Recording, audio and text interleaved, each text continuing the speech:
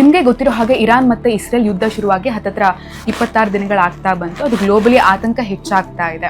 So Iran Hormuz ಜಲಸಂಧಿ ಮೂಲಕ ಬೇರೆ ಬೇರೆ ದೇಶಗಳಿಗೆ ಆಯಿಲ್ ಸಪ್ಲೈ ಆಗ್ತಾ ಇತ್ತು. ಬಟ್ ಯುದ್ಧ ಆಗ್ತಾ ಇರುವಂತಹ ಕಾರಣ ಕೆಲವೊಂದು ಸಮಸ್ಯೆಗಳಾಗ್ತಾ ಇದೆ. ಬಟ್ ಇರಾನ್ ಕೆಲವೊಂದು ದೇಶಗಳನ್ನ ಹೊರತುಪಡಿಸಿ ಭಾರತ, ರಷ್ಯಾ ಮತ್ತು ಚೀನಾಗಳಂತಹ ದೇಶಗಳಿಗೆ ಆಯಿಲ್ ಸಪ್ಲೈ ಮಾಡೋದಕ್ಕೆ ಅಲೋ ಮಾಡ್ತಾ ಇದೆ.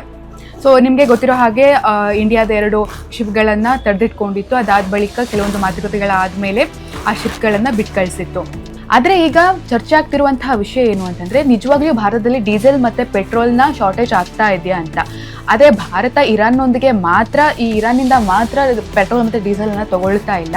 ಸೌದಿ ಅರೇಬಿಯಾ ಮತ್ತು UAE, ರಷ್ಯಾದಂತಹ ದೇಶಗಳಿಂದ ಕೂಡ ನಾವು ಆಯಿಲನ್ನು ತಗೊಳ್ತಾ ಇದ್ದೀವಿ. ಸೊ ಹಾಗಾಗಿ ಯಾವುದೇ ಶಾರ್ಟೇಜ್ ಇಲ್ಲ ಅಂತ ಗೌರ್ಮೆಂಟೇ ಹೇಳಿದೆ. ಆ್ಯಂಡ್ ಅದ್ರ ಜೊತೆಗೆ ಈ ಆಯಿಲ್ ಕಂಪ್ನಿಗಳೇನಿದೆ HB ಮತ್ತು ನಯಾರಾ ಆ್ಯಂಡ್ ಇಂಡಿಯನ್ ಆಯಿಲ್ ಕೂಡ ಹೇಳಿದೆ, ನಮ್ಮ ಹತ್ರ ಸಫಿಷಿಯೆಂಟ್ ಆದಂತಹ ಸ್ಟೋರೇಜ್ ಇದೆ, ಜನ ಯಾವುದೇ ರೀತಿಯಲ್ಲಿ ಪ್ಯಾನಿಕ್ ಆಗುವಂತಹ ಅವಶ್ಯಕತೆ ಇಲ್ಲ ಅಂತ.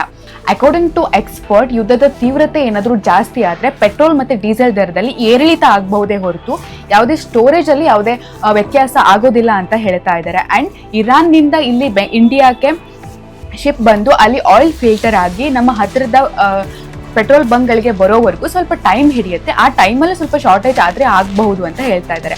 ಆದರೆ ನಮ್ಮ ಜನ ಏನು ಈ ರೂಮರ್ಸ್ಗಳನ್ನು ತಲೆಗೆ ಹಾಕ್ಕೊಂಡು ಪೆಟ್ರೋಲ್ ಬಂಕ್ಗಳಿಗೆ ಹೋಗಿ ಟ್ಯಾಂಕರ್ ಗಟ್ಟಲೆ ಡೀಸೆಲ್ ಮತ್ತು ಪೆಟ್ರೋಲ್ಗಳನ್ನು ತುಂಬ್ಕೊಂಡು ಬರ್ತಾ ಇದ್ದಾರೆ. ಇದರಿಂದ ಆಟೋಮೆಟಿಕ್ಲಿ ಪೆಟ್ರೋಲ್ ಬಂಕ್ಗಳಲ್ಲಿ ಶಾರ್ಟೇಜ್ ಅನ್ನೋದು ಆಗ್ತಾ ಇದೆ. ಸೊ ಹಾಗಾಗಿ ಜನ ಬೇಕಾಬಿಟ್ಟಿಯಾಗಿ ತುಂಬ್ಕೊಂಡು ಹೋಗ್ತಾ ಇರೋದ್ರಿಂದ ನಿಜವಾಗ್ಲೂ ಬೇಕಾಗಿರೋರಿಗೆ ಅದು ಶಾರ್ಟೇಜ್ ಆಗ್ತಾ ಇದೆ.